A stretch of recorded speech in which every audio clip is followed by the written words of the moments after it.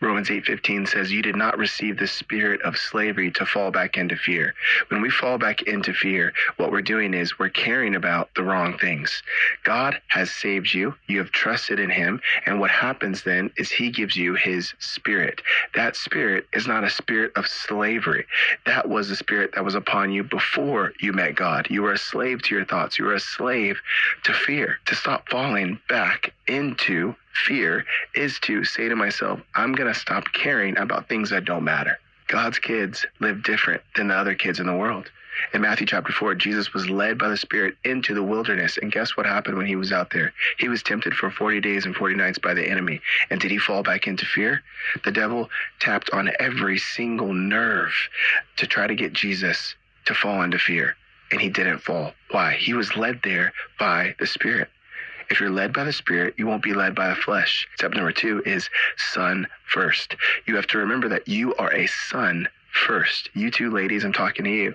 Look at Romans 8:15. It says, we have received the spirit of adoption as sons. In the Bible, firstborn sons got all the inheritance, all the good stuff that was left to him by the Father. Jesus is the firstborn of all creation. Yes, he was born in the Christmas account, but before that, he existed. He doesn't have a beginning date. He doesn't have an end date. He's always existed.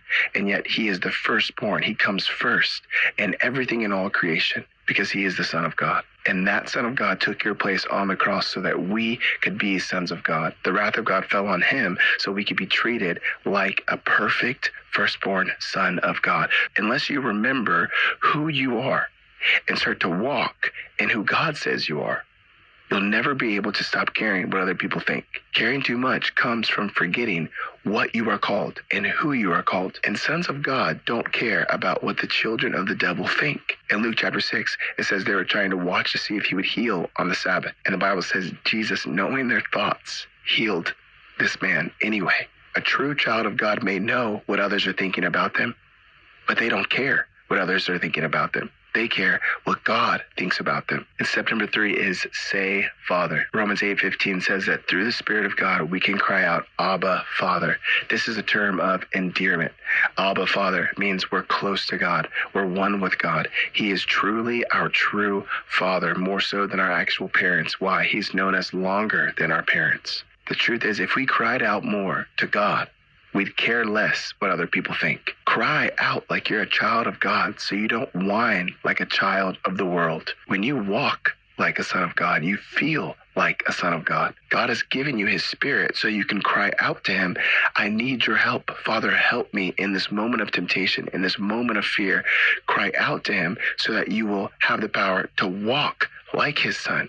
And the more you walk like his son in obedience, the more you'll actually feel like his son. You'll feel like a child of God. And when you feel like a child of God, you do not care what others around you say, because you know what God says about you.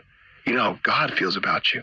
And you're walking in that, and you're experiencing the power of the Spirit, and it makes it way easier not to look around what other people have, what other people are thinking, and to fall into that fear, because you don't have the Spirit that's upon them. You have a new Spirit, the Spirit of God. The power to live like this comes from Matthew 26, verse 44, because that is where Jesus is crying out to the Father and gets no reply. 3 times the Bible says he goes back and he prays the same prayer. Father, if there's any other way, let this cup of suffering be passed from me. Yet not my will, your will be done. Because Jesus got no reply when he cried out to his Father in his biggest moment of darkness. You and I will get a reply every time we cry out to our Father. To stop falling, you have to remember you're a son first.